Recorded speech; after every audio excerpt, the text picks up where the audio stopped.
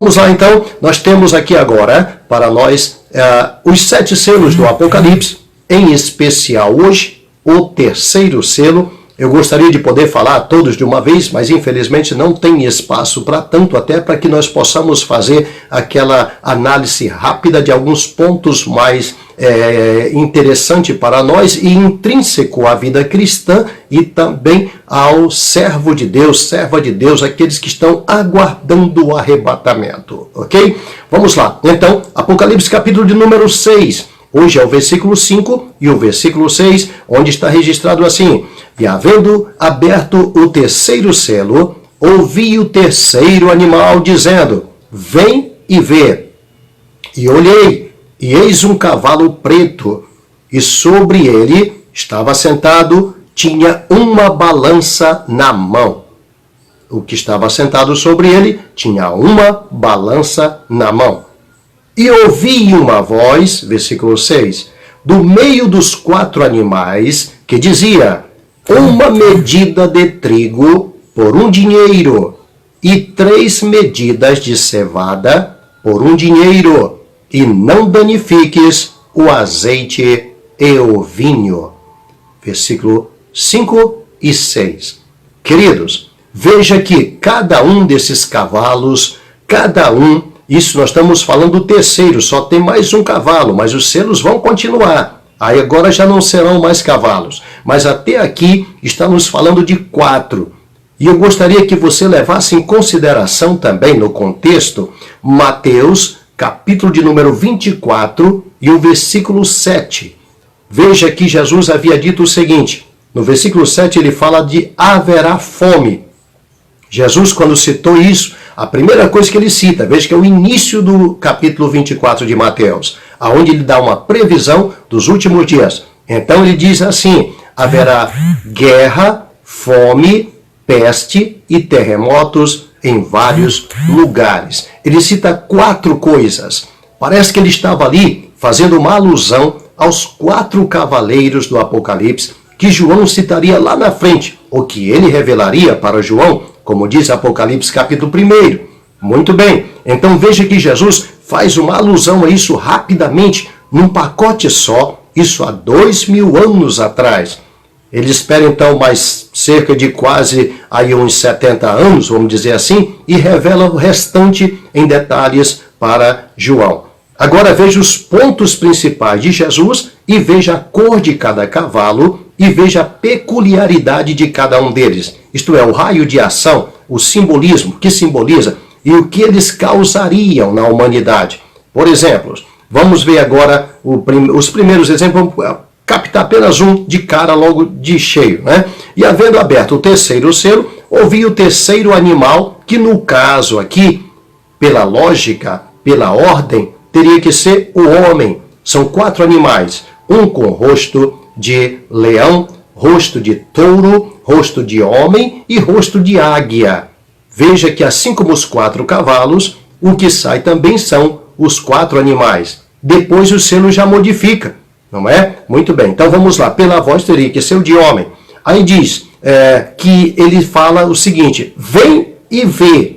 Agora já não é mais para João, ele cita para o animal. Vem, João, vê, olhei, e eis um cavalo preto. Ele enxerga o primeiro, que é o branco, o segundo, o vermelho, e o terceiro agora é o preto.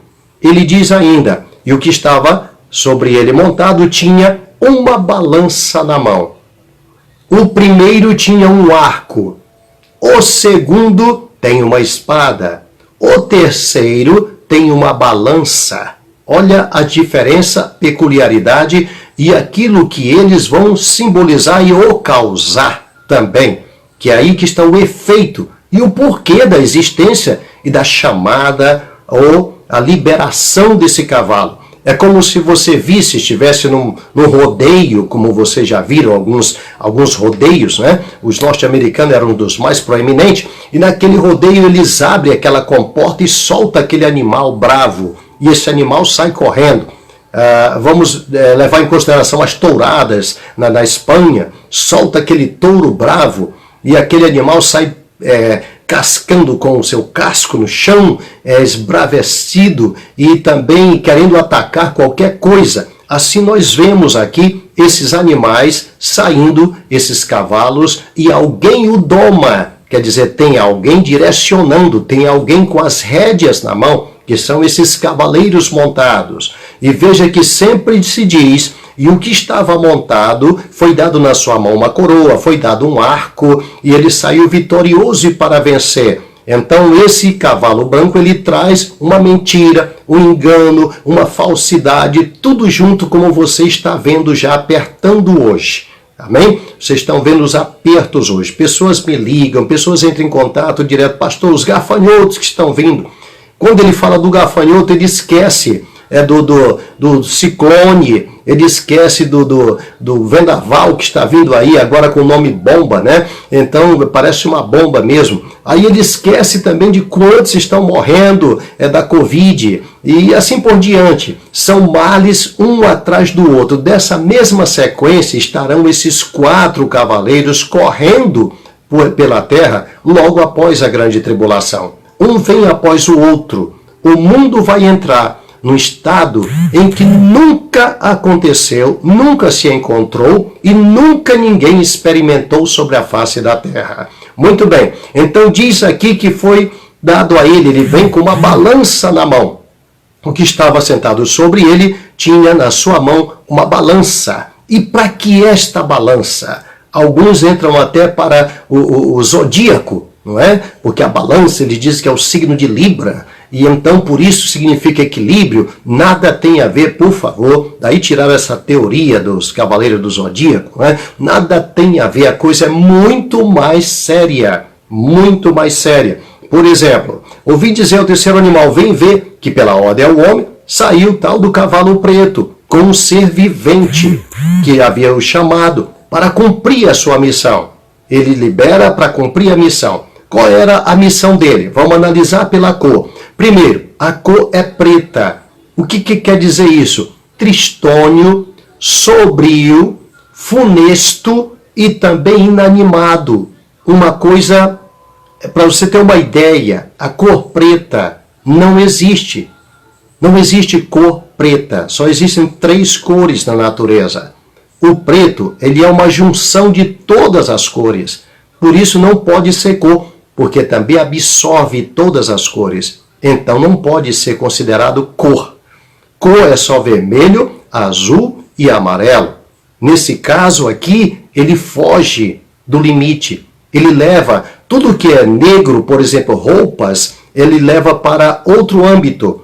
Um carro escuro pode ser um que carrega caixões, um carro oficial, enfim, que aponta para algo. Assim também aqui, nós encontramos as pessoas vestidas de preta para um funeral. E isso é exatamente o que nos anuncia aqui o cavalo. Qual era a sua orientação? O que estava montado sobre ele trazia o limite, que seria o quê? A balança. A balança é a medida de pesos e medidas. Quando se fala de pesos e medidas, você já lembra logo do supermercado. Tudo que tem no supermercado, preste atenção que é tudo pesado e medido. Você pega qualquer embalagem, é obrigatório que venha ali qual a capacidade, qual o peso líquido, peso drenado, enfim, ali aponta para produtos de primeira necessidade, produtos para alimentação. E pode ver que vai sair uma voz falando a respeito disso. Quando esse cavalo sai e começa a galopar sobre a terra, então, vamos agora para o versículo de número 6. E ouvi uma voz no meio dos 4 animais. Agora já não é o animal falando, e não é também o que estava montado no cavalo, não é o João, não é o cordeiro, é uma voz no meio dos 4 animais. É um decreto estupendo. Diz assim, ouvi uma voz no meio dos 4 animais que dizia, 1 medida de trigo por 1 dinheiro e 3 medidas de cevada por 1 dinheiro, e não danifiques o azeite e nem o vinho. Sabe o que nos indica isso? Indica agora que esta balança era para nivelar, era para reduzir, era para contabilizar, contar. Isso quer dizer regrar. Por quê? Por causa da falta tremenda que haverá nos dias desse cavalo. Queridos, o mundo está para mergulhar. O mundo está para mergulhar em um abismo que nunca mais se levantará. Repetindo, o mundo está para mergulhar num abismo que nunca mais se levantará. Se o arrebatamento acontecer nesta noite, esses selos começam a ser abertos imediatamente. E a partir daí, se agora eu não tenho uma boa notícia para você, nesse sentido em que vou falar, em dizer que haverá um tempo bom, eu não posso lhe falar isso. Pastor, passando a pandemia, vai ter um tempo bom? Não, meu querido, não vai ter. Pastor, e depois que acabar a pandemia completa e vier uma outra e acabar, terá outro tempo bom? Não, meu querido, a tendência agora é o mundo afundar cada vez mais. Porque se o arrebatamento for agora, isso aqui vai começar a limpar o que está na terra, preparando para o milênio, para o reino do Senhor. E só vai ficar nesta terra aquele que o Senhor deixar para o seu reino milenial. Então agora começou-se já o princípio das dores, já limpando a terra. Por isso essas pragas, por isso essas pestes, por isso tudo que você está vendo. A diferença é que agora no princípio das dores, elas vêm apenas para alertar o homem, preparar eu e você. Jesus foi bem claro dizendo: quando vides essas coisas acontecendo, levantai as vossas cabeças, porque a vossa redenção está próxima. Então, preste bem atenção, esta agora é como se fosse uma advertência. Hoje, dia 1º, começou-se um dia de educativo somente para as pessoas não saírem sem máscara. Mas a partir de amanhã, já tem que pagar R$ 524 quem for multado sem máscara. O que é isso? Esse primeiro dia é educacional. Assim também esse princípio de dores é educacional para nós. É para nos preparar, porque a situação vai apertar se o arrebatamento acontecer ainda hoje ou nesta madrugada. Então vamos trocar em miúdos o que está acontecendo aqui. A balança, esta balança na mão, é um símbolo de escassez que nunca aconteceu igual em cima da terra. Como isso acontecerá, pastor? E por causa dessa escassez, muita gente vai morrer de fome, desnutrido. Pense numa pessoa, numa época de pandemia dessa que nós estamos, sem se alimentar direito, só vendo maus notícias e não ter o que comer. Como essa pessoa vai atravessar um tempo desse?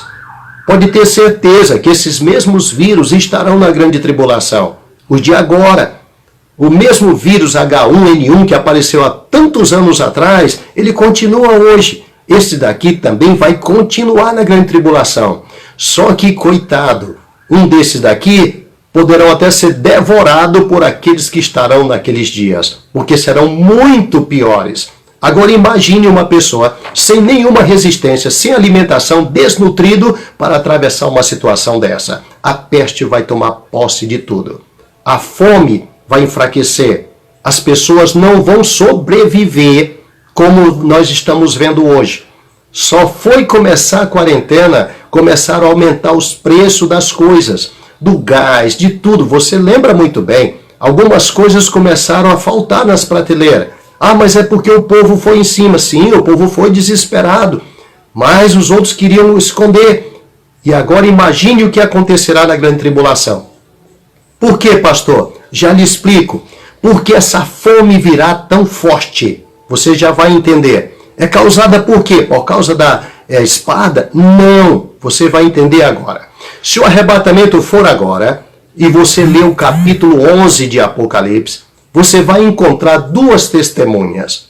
Esses dois homens vão assumir imediatamente o evangelismo.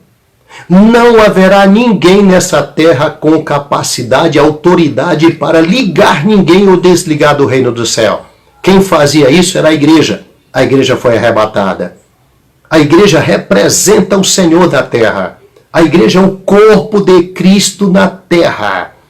E que se alguém se alimentar dele, vive para sempre. Mas agora esse corpo será tirado. E ele sendo tirado, não haverá sequer um ministro de Deus na terra. Não sonhe à toa, como muitos acham, que o templo vai funcionar em Jerusalém e que ali no templo Deus agora vai tratar com os judeus. Sim, ele vai tratar, mas não nesse sentido religioso. Ele vai tratar com os judeus dando a oportunidade, limpando os falsos judeus. Como assim, pastor? As duas testemunhas, elas vão pregar ali 3 anos e meio imediatamente. Enquanto alguns dizem que as duas testemunhas virão só na metade da grande tribulação, estão equivocados. Elas virão no início. Se o arrebatamento for agora, elas assumem imediatamente, já hoje mesmo. Levantam as duas cabeças e começam a profetizar. Começando a profetizar, daqui 3 anos e meio eles são mortos. Ficarão seus corpos estirados na praça da grande cidade, que espiritualmente chama-se Sodoma e Egito, e diz em seguida, onde o seu Senhor também foi crucificado. Eles morrendo ali, sabe o que vai acontecer? Agora não tem mais ninguém. Tem os 144 mil que eles mesmos ligaram ao Senhor e que agora vão dar continuidade ao trabalho deles. Então a segunda metade da grande tribulação serão os 144 mil trabalhando, evangelizando e fazendo a obra de Deus, preparando o povo que vai ficar no milênio. Mas eu quero voltar, porque essa explicação pode demorar muito, eu quero voltar ao início. Se o arrebatamento for hoje, essas duas testemunhas levantarem as cabeças e começarem a pregar, você não sabe a primeira coisa que vai acontecer. Elas vão levantar suas mãos para o céu, como fez Elias, e vão mandar fechar o céu para que não chova, diz o capítulo 11 de Apocalipse, nos dias da sua profecia. Está escrito, eles têm poder para fechar os céus, para que não chova durante os dias da sua profecia e para ferir a terra com qualquer tipo de praga que eles quiserem. Imagine o tempo que vai começar. Se eles fecharem o céu, a partir de hoje, a chuva que você teve anteontem, sei lá que dia teve na sua cidade aí, foi a última que você teve. Não vai chover mais por 3 anos e meio sobre a terra. Tecamanagai. 3 anos e meio sem chuva, meu querido. Imagine o que é isso. Simplesmente você não terá um grão de feijão colhido durante esse tempo. Porque não havendo chuva, não haverá também colheita. Vai queimar tudo sobre essa terra.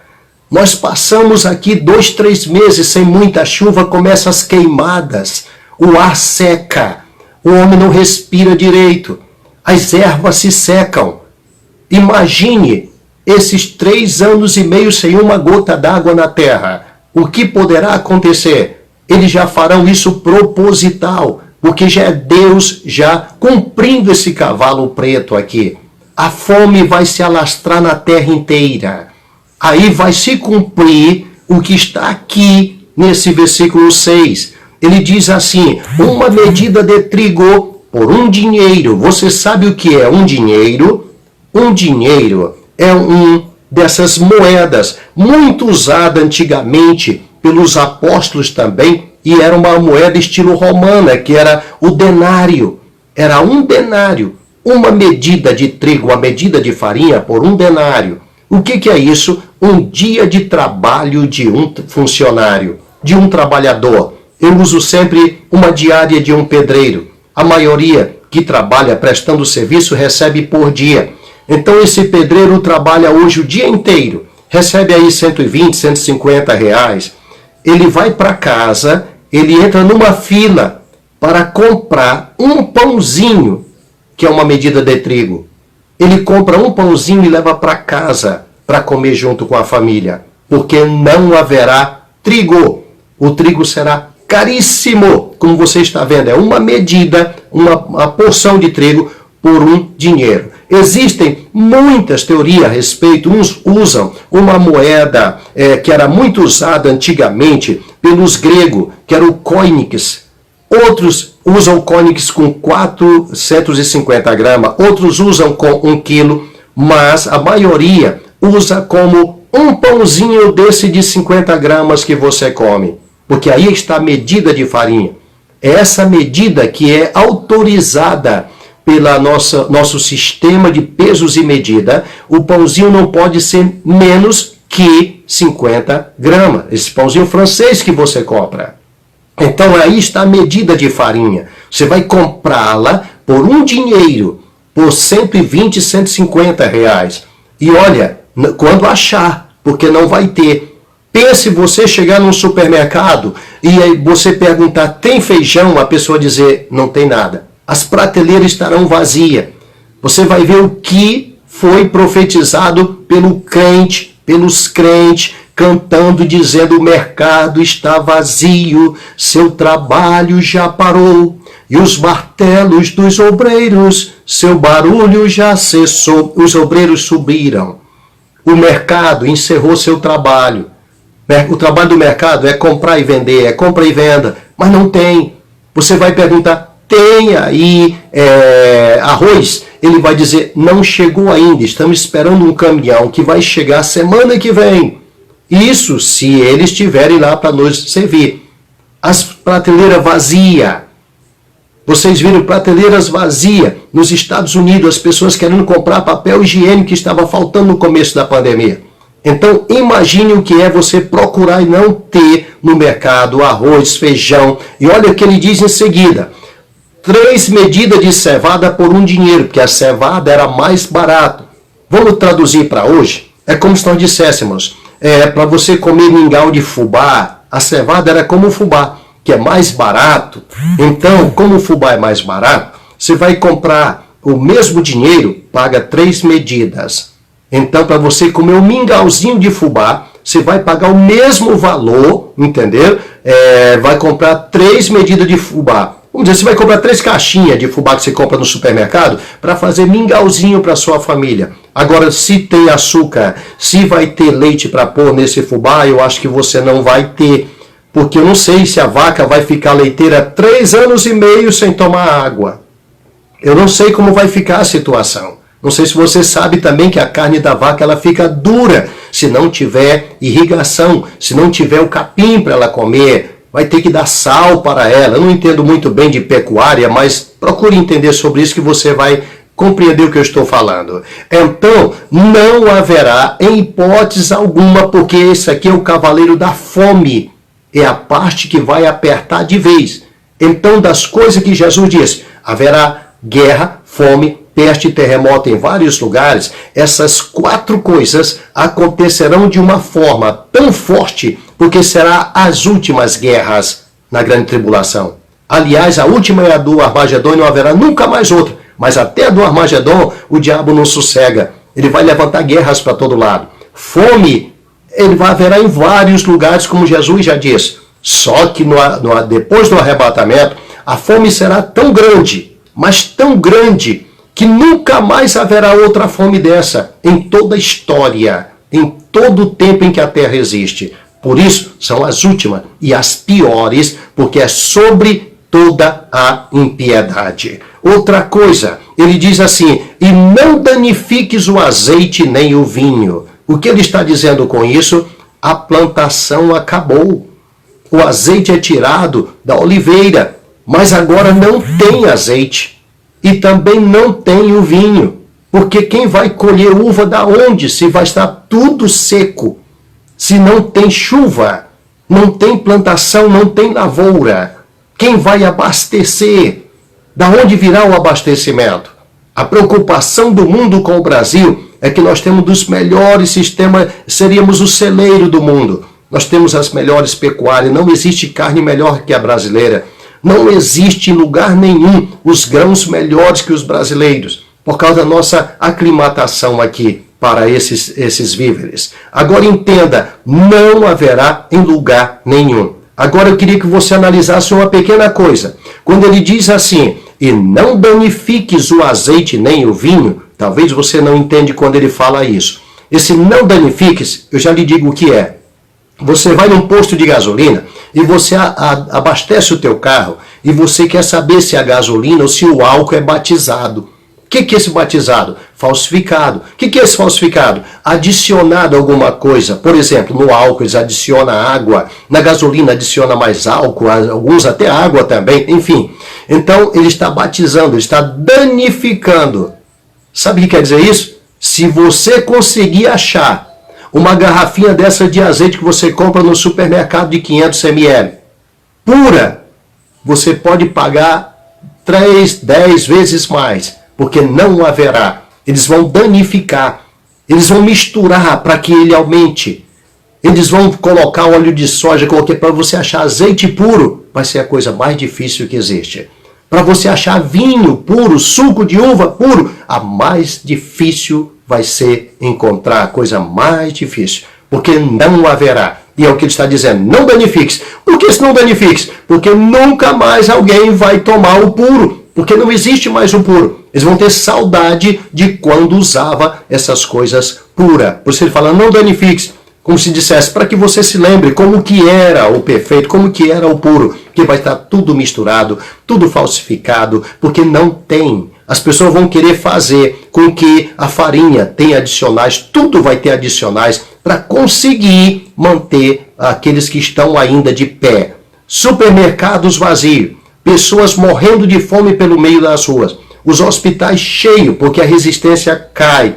O maior problema da fome hoje na África é a resistência das pessoas. Eles ficam naquele estado desnutridos, não tem para onde correr, não tem para onde pedir. Isso é num lugar somente onde os países ajudam, mas essa fome vai se alastrar em toda a face da terra, para todos os lugares. Então, cuidado, existem pontos de referência dado hoje em vários estudos, inclusive norte-americanos são os que mais usam, dizendo se o arrebatamento for hoje, compre bastante arroz, feijão, vá para dentro dos matos para fugir da besta. Isso são loucuras, isso não existe, você não vai ter para onde correr. Jesus disse, virá como um laço sobre todos que habitam em toda a face da terra, e não terão para onde escapar, não tem para onde fugir. O laço pega todos que estão sobre a face da terra.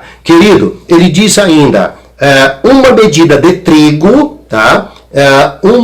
3 medidas de cevada, por esse dinheiro, mas aí tem o outro lado. Aonde você vai conseguir esse dinheiro? Você vai trabalhar para quem? De que lado vai conseguir? Além dessa inflação desesperada. Porque agora não terá essa inflação que nós temos. Teria talvez uma deflação. Você vai ter o dinheiro na mão e não vai poder comprar. Você vai ter e não vai conseguir encontrar aquilo que você gostaria. Como se não bastasse, porque logo de cara, não é o que as pessoas pensam. A besta já vai sair marcando todo mundo. Isso vai trazer uma coisa horrível. É onde Jesus disse, entregarão uns aos outros. Numa casa, onde tem uma família, com 3 pessoas, por exemplo, está o pai, a mãe e o filho. Nesse lugar, o filho diz, eu quero me converter. O pai e a mãe já não são convertidos mesmo. Eles começam a perseguir o filho. E o filho diz, não quero receber a marca. O pai e a mãe já têm a marca. Esses 2 podem comprar e vender. O filho não pode. Eles ficam indignados, porque cada um tem uma cota para comprar. Quando as coisas racionam no mercado, só pode comprar só uma quantia X. Então, digamos que cada um pode comprar quando ainda tiver no mercado. Pode comprar 10 pãezinhos, cada por pessoa, vamos dizer assim. Vamos pôr 5, porque ninguém vai vender 10. 5 pãezinhos por pessoa, então essa família pode comprar 10 pãezinhos. Se o filho fosse marcado, ele poderia comprar mais 5, então era 15 para a família. Mas agora é só 10. Então o filho está comendo os pães dos pais. O que os pais fazem? Liga para a polícia e manda levar o filho, porque não aguenta mais. Se hoje você vê pais entregando os filhos na polícia por causa de droga, disso, daquilo, imagina o que vão entregar por causa de comida. E outros vão comer os próprios filhos no cerco. É o que nos dá a entender a palavra do Senhor. Uma fome como nunca aconteceu na terra está para chegar. Está para acontecer, não vai demorar. Vocês podem ter certeza do que eu estou lhes falando. Não estou lhe amedrontando, oxalá, quisera eu que você se amedrontasse e corresse para os pés do Senhor. Porque o temor do Senhor é princípio de sabedoria. Somente os tolos não temem ao Senhor. Então, oxalá vocês temessem o que está para vir, para que vocês pudessem escapar, porque vai pegar todos que estão sobre a face da terra sem ter para onde correr. Nunca esqueça que da mesma terra em que Deus tirou o homem, formou do barro, ele forma do mesmo barro o alimento para alimentar o homem. Tudo que nós comemos vem do mesmo barro do qual nós viemos. Pastor, o que o senhor quer dizer com isso? Eu quero dizer que não adianta você ir para Marte, porque o barro de Marte não é o mesmo daqui de onde você foi tirado. Não adianta ir para a Lua, porque lá também não vai ter alimento. O homem não tem para onde correr. Os animais foram formados do barro, da terra. Deus diz, produz a terra seres com alma vivente, e foram produzidos. Nós comemos a vaca, comemos o que foi produzido da terra. As árvores que brotam de lá, nós comemos também. Nós comemos o que brota do próprio barro de onde nós fomos formados. O homem não haverá para onde correr, não tem saída. Então, buscai ao Senhor enquanto se pode achar, invocai-o enquanto está perto, bradava o profeta Isaías. Isso eu gostaria de que você pudesse fazer também ainda hoje, antes que seja tarde demais. A única saída é propagar a palavra de Deus e, primeiramente, a si, fazer um concerto com Deus, arrumar a vida com Jesus. Esquece essas programações que você vê por aí. Só se bate na mesma tecla de prosperidade. Você vai vencer, você vai crescer, você vai e vai para onde depois de tudo isso? Jesus nunca mandou igreja nenhuma, homem nenhum pregar essas coisas. Ele mandou que pregássemos o Evangelho. E a mensagem do Evangelho é: arrependei-vos, porque é chegado o reino do céu. Ele mandou que pregássemos isso, a volta dele, a chegada dele, a libertação. Quando você está pronto para subir com Jesus, a tua redenção está segura. E se ela está segura, aquele que vai te arrebatar, ele mantém todo o necessário para você comer. Ele prometeu, está na tua Bíblia, está na minha Bíblia, está escrito. Ele faz com que as aves do céu sejam sustentadas, ele veste os lírios dos campos, e ainda diz muito mais a vós, homem de pouca fé. Então eu não preciso correr atrás do que vou comer, não preciso correr atrás do que vou vestir, eu preciso correr atrás do reino do céu e a sua justiça, e estas demais coisas me serão acrescentadas pelo Senhor conforme a sua promessa. Nós vemos hoje, as ofertas são outras. Buscar grandeza nessa vida, buscar bens nessa vida. E com isso nós vemos uma quantidade de cristãos despreparados, muitas até enfermos, até de tanto procurar coisa dessa vida. Esquecem que o Senhor está no pacote, é saúde. Esquecem que o Senhor é libertação. Esquecem que o Senhor é vida e vida com abundância, como Ele mesmo falou. Esquece que o Senhor suprirá todas as nossas necessidades, como disse o apóstolo Paulo. Esquece que o Senhor prometeu e Ele cumpre a promessa dEle. Ele prometeu que você estaria com Ele todos os dias. Ele diz que quem anda com Ele não terá fome. Quem anda com Ele não terá sede.